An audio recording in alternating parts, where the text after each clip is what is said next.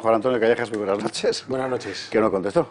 Pues no, y además intentó hacer un ejercicio de thrillerismo porque en el momento de su comparecencia dijo que minutos antes nos había contestado, cuando llevamos nosotros reclamando desde el 24 de marzo todas las notas diarias según marca el reglamento del Congreso, que es una solicitud de datos e informes. Se le acabó el plazo el 20 de mayo y justamente unos minutos antes de la comparecencia dijo que nos las había mandado.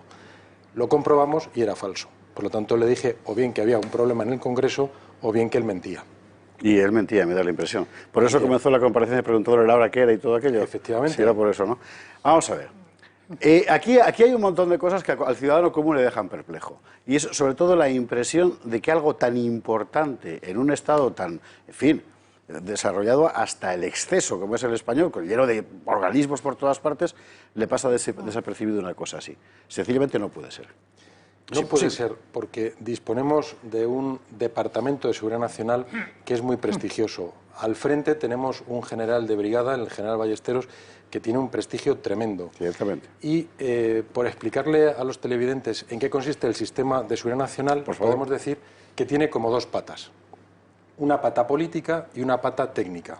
La pata política es el Consejo de Seguridad Nacional, con su comité de situación, que está integrado casi en un 90% por políticos, es prácticamente el Consejo de Ministros en pleno. Y luego está el Departamento de Seguridad Nacional, que es el órgano técnico, es quien realiza unas notas diarias que a primera hora de la mañana le llegan al presidente del Gobierno en persona. O sea, el presidente no puede pues esconderse en ningún otro técnico, en ninguna otra persona de que no le ha llegado la información. O sea, es un departamento que está en el complejo de la Moncloa, en ese búnker que se sabe, y a diario le hace unas notas donde le da toda la información relevante para poder tomar decisiones ejecutivas. ¿Por qué Iván Redondo, concretamente, el que iba a contestar a este respecto? Porque él, por el cargo que ocupa, es quien es el responsable de ese Departamento de Seguridad Nacional. Luego, como he dicho, hay un general que es el director operativo, podemos decir, el que está en el día a día, pero en la cumbre está Iván Redondo, que es el responsable de esa organización. Fíjate, cuando estaba llevándole la imagen a Monago, cualquiera le iba a decir que iba a llegar tan lejos. Sí, pero bueno, así es la vida política. Esto es particularmente importante porque significa que Pedro Sánchez, al menos por obligación, debe desayunarse todos los días con el informe. Eso es. Y ese informe no incluye solo cuestiones de, yo qué sé, un problema diplomático con alguien, una fragata marroquí que se ha metido no sé dónde, sino cualquier cosa que afecte a la seguridad nacional, incluido, por supuesto, epidemias, pandemias y demás. Efectivamente. Y eso es lo que nosotros queremos conocer. Queremos saber lo que los técnicos le decían en primera persona al presidente del Gobierno para que él pudiera tomar decisiones. A nadie se le escapa, utilizando el sentido común, que el Departamento de Seguridad Nacional es el departamento mejor informado de todo el país. Sí, más nos vale. Ahí llegan informaciones... Bueno, ¿alguien se cree que no llegaron informaciones de la embajada china, española, en Pekín, de lo que estaba pasando en China? Seguro que llegaron informes y además concienzudos, porque también podemos presumir de un buen servicio de inteligencia. ¿Por qué no son secretos esos informes del Departamento de Seguridad Nacional? Pues no lo sabemos. Desde luego, él en sede parlamentaria no dijo que fueran secretos. Y por tanto, al no ser secretos, nos los tienen que dar. ¿Cuál fue la situación kafkiana que ha puesto en marcha Iván Redondo?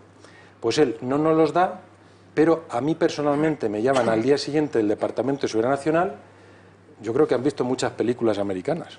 Me llaman a mí personalmente para que yo fuera, solamente yo, a ver esos papeles a la Moncloa. Esto para no creérselo. Pues, es decir, que la cosa consiste en que usted pregunta en las Cortes, como hemos visto, todo lo que hay que saber, todo lo que en realidad todos los ciudadanos españoles quieren saber, y dice, nanay. Y luego le llama para decirle, bueno, a ti sí te lo enseñamos porque tal y... Claro, como puedes comprender, pues es un acto totalmente irregular desde el punto de vista parlamentario, porque las solicitudes de información no solamente las firmaba yo soy el portavoz del Partido Popular en la Comisión Mixta de Seguridad Nacional, pero hay muchos más compañeros que también firmaron esas solicitudes y tienen derecho, pero además tienen derecho el resto de grupos parlamentarios a acceder a esa información. Y a más, lo más importante de todo es que todos los ciudadanos de España, todos los españoles, tienen derecho a esa información, porque cualquiera que se meta en la página web del Congreso de los Diputados puede ver que las preguntas que hacemos los diputados son públicas la Sí, pregunta y públicas las respuestas. Aunque no las lea casi nadie, pero efectivamente lo son. Don Juan Antonio de Castro. Sí, quería preguntar en particular sobre ese tipo de informaciones. Hablamos de informaciones que podrían haber venido de China, pero si nos planteamos que puede haber a lo mejor, porque yo creo que vamos a descubrir muchísimas cosas, o sea que estos primeros emails en los que se ve que ya habían avisado a Simón, etcétera, van a aparecer muchos más papeles, estoy seguro, y van a empezar a aclarar las cosas. Pero yo más bien pienso que más que lo que es la propia China o tal, está claro que muchísimos institutos de investigación en el Reino Unido, el gobierno del Reino Unido, otros gobiernos que están totalmente metidos en todo el tema de las vacunas y de la preparación de vacunas ya mucho antes de la pandemia y que están trabajando con China, es imposible que no hayan informado de alguna manera ya tanto al gobierno de Estados Unidos como a los gobiernos europeos. Y que la Unidad de Seguridad Nacional y demás seguro que ha recibido de alguna manera este tipo de... Entonces, el no hacer caso de esos informes, si esos informes al final han llegado al presidente del gobierno, respondería a lo mejor posiblemente a una agenda progresista / globalista en la que se hace más caso de lo que quiere Gates, lo que quiere la OMS o lo que están planteando muchos, o más un silencio o una cautela de tipo globalista. ¿Respondería a lo mejor a una agenda de ese tipo? Yo creo que das en el clavo. Lo que ha orientado a este gobierno, más que el bien común, más que el poder pues enfrentarse a una crisis epidémica como esta, para salvar vidas, ha sido su agenda ideológica, desgraciadamente. Y como bien decías, claro que ha habido informes. La propia prestigiosa revista Lancet, el 25 de enero, lanzó un artículo donde ya avisaba del problema de las personas que podían contagiar sin tener síntomas. Al igual que, por ejemplo, cualquiera que haya visto las declaraciones del máximo asesor de Merkel en Alemania, ellos empezaron a tomar medidas en enero y han tenido muy pocos muertos, teniendo casi el doble de población que España. Por lo tanto, había información y nosotros lo que queremos es saber esa información de la que disponía el presidente y por eso hemos pedido esos papeles. El Instituto Pirbright, por ejemplo, en el que Gates ha invertido muchísimo estos últimos años para la vacuna y para el virus, en Wuhan incluso, tenía que haber informado de alguna manera o al Reino Unido o al propio Reino Unido al gobierno español. Pienso. Sí. Luis Valcarce. ¿Qué tal? Buenas noches. Buenas noches, Luis. Juan Antonio, quería preguntarle, ¿es verdad, porque si... Corríjame, pero creo que algunos del contenido de de los informes de seguridad nacional fueron publicados, que no sé si en OK Diario salieron algunas publicaciones sobre lo que sobre que es verdad que Seguridad Nacional sí alertó. Sobre todo el 1 de marzo había dicho que había riesgo de contagio general. Ahora, el 7 y 8 de marzo, el Ministerio de Sanidad deja de pasar informes y Seguridad Nacional, a órdenes de Iván Redondo, sí lo sigue haciendo. ¿Eso lo hace Iván Redondo para maquillar las cifras del 7 y 8 de marzo, sabiendo que el 9 de marzo ya iban a tomar medidas de confinamiento? Bueno, eso es lo que nos gustaría saber si dispusiéramos de los papeles. Lo que sí está claro es que se demuestra que el Departamento de Seguridad Nacional está trabajando 24 horas los 7 días de la semana, porque en ese fin de semana el Departamento de Seguridad Nacional sí hace una serie de volcado de información de fuentes abiertas en su página web. Por lo tanto, el Departamento de Seguridad Nacional está trabajando permanentemente y con eso lo que demuestra es que está realizando notas diarias al presidente de manera continua y el presidente estaba informado de primera mano. ¿Que hay manipulación? Pues es lo que queremos saber. A mí me cuesta mucho que un departamento tan prestigioso y dirigido por alguien tan prestigioso como el general Ballesteros pues se preste a ese tipo de manipulaciones. Y como he dicho, hay dos patas en el sistema de seguridad nacional, claro, el político y el técnico. Si el político no hace caso al técnico... ¿Qué es lo que puede haber pasado? Claro, porque hay otro ejercicio de gran desinformación, dada pues que no es un tema muy conocido por la opinión pública, cuando el 4 de marzo hay un Consejo de Seguridad Nacional y con mucho desahogo dijeron en presencia de Su Majestad el Rey que había un riesgo de pandemia mínimo en España, el 4 de marzo. Cuando ya había muchísima información y, como digo, en fuentes abiertas de lo que estaba sucediendo.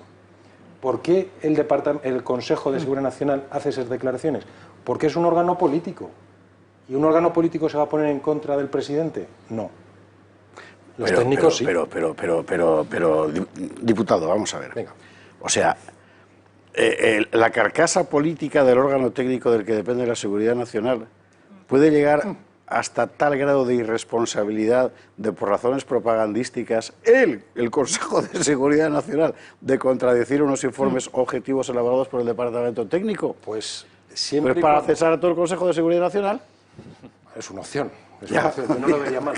Yo no lo vería mal. Pero lo que sí está claro es que en tanto en cuanto no nos suministren la información técnica, nos da que pensar esa pregunta que acabas de hacer. Efectivamente, probablemente quien ostenta el cargo público político probablemente no hizo caso al técnico. Y nosotros, para poder afirmar contundentemente lo que está sucediendo, queremos saber, porque no es secreto, queremos saber lo que los técnicos le dijeron al presidente. Es así. Y no vamos a cejar en el empeño. Entre otras cosas porque estamos representando al pueblo español. Y queremos que el pueblo español tenga elementos de juicio de los técnicos. Así es, María. La prueba de que les comprometen esas alertas es que no las enseñan. Si no hubiese nada en las alertas que hubiesen ignorado y que no fuese a perjudicarles, saldrían y dirían, aquí está. Claro. Nadie me decía nada, ¿cómo lo iba a saber? Pero además, si lo ocultan y solo se lo quieren enseñar a una persona en una reunión secreta, en un búnker, es que hay algo que les perjudica. Claro, y además, yo ya he visitado el búnker porque todos los miembros de la Comisión Mixta de Seguridad Nacional tuvimos oportunidad de ver las instalaciones y lo primero que te hacen es firmar, como no puede ser de otra manera, una cláusula de confidencialidad para que no contemos lo que allí hay. Vaya hombre, voy a preguntar ahora mismo cómo era el búnker. Está muy bien. Lo que puedo decir es que podemos estar muy orgullosos de las instalaciones que tenemos en Moncloa. Eso sí lo puedo decir porque no compromete la seguridad nacional. Y las personas que trabajan ahí son del máximo nivel. Pero es cierto que es de película, de mala película de Hollywood, la forma que han tenido de actuar el departamento que dirige Iván Redondo. Quizá por un exceso... de las series que le gustan a Iván Redondo, de la nueva normalidad y estas cosas. Sí, él coge sus ideas de series que ve. Y lo que tiene que ver es que España es una democracia europea consolidada, que aspiramos a que cada día sea mejor, y lo que no podemos tener es a dirigentes como esta persona que lo que quiere es llevarnos a un mal sueño y a una mala película de Hollywood. España es mucho más. Así es, Timmermans. Sí, aparte de decirle que es un privilegio tenerle aquí, Muchas gracias. Es un placer. Un comentario y una pregunta. Es decir, seguramente, y con esta información confirma algo que yo he dicho, por supuesto no he sido el único en absoluto, que es que tengo la sensación de que si ya el 4 y el 5 tenían información, no pudieron declarar el estado de alarma el día 9 por varios motivos, pero uno de ellos era porque para eso se precisa varios técnicos, unos cuantos técnicos trabajando para ver no solo cómo se articula el decreto de estado de alarma, sino sus consecuencias, etcétera. Por eso no pusieron a esos técnicos a trabajar antes cuando sabían que tenían que hacerlo y se dedicaron a anunciar el estado de alarma durante 4 interminables días y a hacerlo finalmente, creo recordar que el día 14, cuando el día 9 ya sabían cuál era, bueno, lo sabían antes, pero el día 9 ya reconocieron que había habido un disparo de casos. ¿Por qué el día 9 o el día 10 no declaran estado de alarma? Porque no habían podido trabajar, no habían podido poner a los técnicos a trabajar antes, porque habría saltado la liebre. ¿Cómo puedes estar negando la situación y a la vez preparando el estado de alarma? Pero dicho esto, ¿qué va a hacer usted o qué va a hacer el Partido Popular? Lo absurdo de no proporcionar la documentación y de llamarle a usted para enseñársela confidencialmente, luego a mí me suena a cierta trampa, dicho sea de paso. Me parece algo que puede llevar un cauce al menos contencioso administrativo para exigir algún tipo de acción. Es una pregunta directa. Pues vamos a hacer todo lo que esté en nuestra mano desde el punto de vista parlamentario para pedir amparo en primer lugar a la mesa del Congreso para que se nos responda, no solamente a nosotros, al Partido Popular, sino al resto de grupos políticos y a los ciudadanos en general.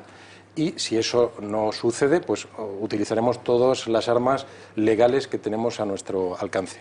¿Tiene pruebas de la llamada? Disculpe que le interrumpa. Es una pregunta, bueno, no me lo responda. Ya dejo la pregunta ahí. Ya está. Pero volviendo a la argumentación que has hecho, sí me gustaría poner en conocimiento de las personas que nos están viendo algo que es sumamente grave. Fedea dijo que si el estado de alarma se hubiera declarado una semana antes, hubiera habido la mitad de muertos. Pero hay una cosa todavía más sustancial. ¿Por qué el Gobierno no utilizó la Ley de Seguridad Nacional? ¿Por qué no puso en marcha los mecanismos que la Ley de 2015 le pone encima de la mesa al Gobierno? Porque nos podíamos haber ahorrado un estado de alarma. Sí. Nos podíamos haber evitado parar la economía. Nos podíamos haber evitado decenas de miles de muertos si hubiéramos tomado medidas antes de tiempo. y ese arma estaba. El Partido Popular lo propuso, porque entre otras cosas fue el Partido Popular quien creó la Ley de Seguridad Nacional.